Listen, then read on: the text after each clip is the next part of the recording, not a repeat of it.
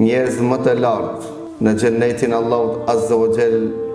janë ata të cilët kanë lidhshmëri me fjalën e Allahut. Për atë thot pejgamberi sallallahu alaihi wasallam,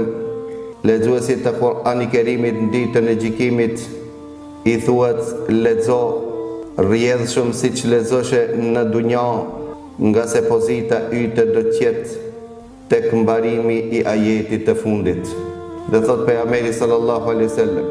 lexuesit e Kur'anit Kerimit janë të shoqëruar me melekët e ndershëm,